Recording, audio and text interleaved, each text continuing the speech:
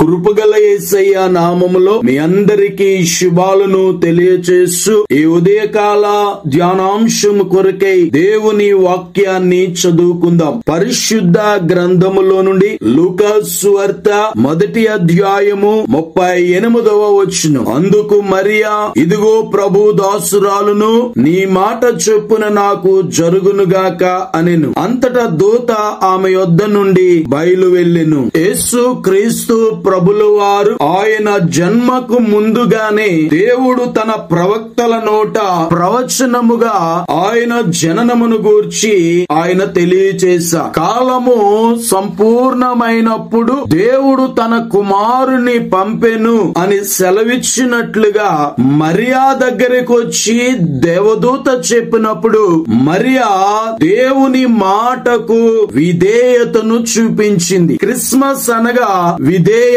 ఎప్పుడైతే మరియా దేవుడు చెప్పబడిన మాటను విందో వెంటనే మరియా దేవుని మాటకు విధేయురాలయ్యింది. నీ మాట చొప్పున నాకు జరుగునుగాక అంది. మనము ఆలోచన చేసినట్లయితే మరియా దేవునికి విధేయత కలిగింది.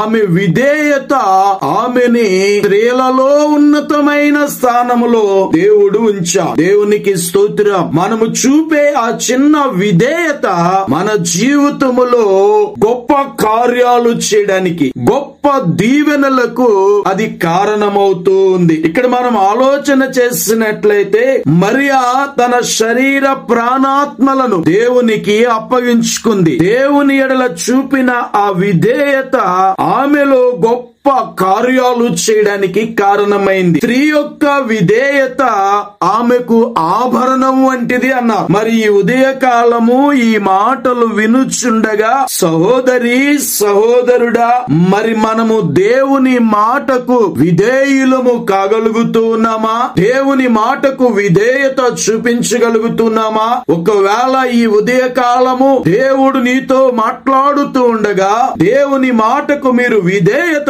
చూపిస్తే విధేయత మీ జీవితంలో గొప్ప దీవెనలను తీసుకొస్తాది. దేవునికి స్తోత్రం. మరియా విధేయత కలిగింది. పరిశుద్ధ గ్రంథములో ఆమె భర్త అయినటువంటి యోసేపు నీతిమంతుడైండి ఆమెను అవమానపరచనొల్లక రహస్యముగా ఆమెను విడనాడను ఉద్దేశించి అతడు ఈ సంగతులను గూర్చి ఆలోచించుకొనుచుండగా ఇదిగో ప్రభుదూత స్వప్నమందు అతనికి ప్రత్యక్షమై, దావీదు కుమారుడైన యోసేపు, నీ భార్య అయిన మరియను చేర్చుకొనుటకు భయపడకుము, ఆమె గర్భము ధరించింది పరిశుద్ధాత్మ వలన అని తెలియచేయగానే యోసేపు తన భార్య గర్భవతి అయిందని తెలుసుకుని ఆమెను విడనాడాలనుకున్నాడు. కానీ దేవుడు తనతో మాట్లాడినప్పుడు యోసేపు వెంటనే దేవుని మాటకు విధేయుడయ్యాడు, విధేయతను కలిగి ఉన్నాడు. యోసేపు యొక్క విధేయత వలన తన జీవితంలో ఉన్నతమైన సాక్ష్యాన్ని పొందాడు. సహోదరి సహోదరుడా, మరి ఈ ఉదయ కాలము దేవుని పిల్లలమని చెప్పుకుంటున్న మనము దేవుని మాటకు విధేయులము కాగలుగుతూ ఉన్నామా? మరియా విధేయత చూపించింది, యోసేపు విధేయతను చూపించాడు. అర్ధరాత్రి వేళ పొలములో తమ మందను కాచుకుంటున్నటువంటి గొర్రెల కాపరులకు దూత చెప్పిన మాటను వారు విని వెంటనే వారు తమ మందను విడిచి బెత్లెహేమునకు వెళ్లి శిశువైన క్రీస్తును చూచి వారు ఆయనను గూర్చి ప్రకటన చేశారు. వారు దేవుని మాటకు విధేయత చూపి వారు దేవుని జననమును గూర్చి వారు ప్రచురము చేశారు. క్రిస్మస్ అంటే విధేయత, క్రిస్మస్ అంటే ప్రచురపరచటం, క్రిస్మస్ అంటే స్తుతుల పండుగ.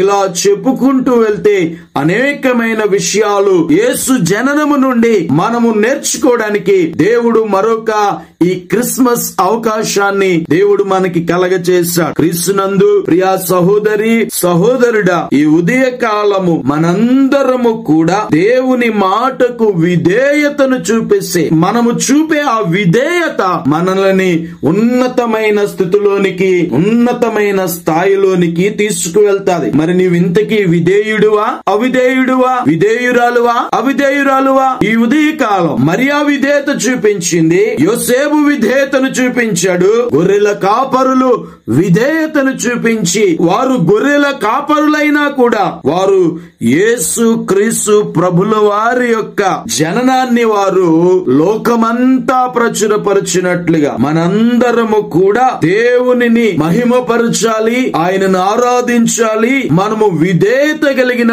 పిల్లలుగా మనము మార్పు చెందాలి. అట్టి విధేయత కలిగిన జీవితాలను దేవుడు ఈ ఉదయ కాలం మనందరికీ ప్రసాదించునుగాక.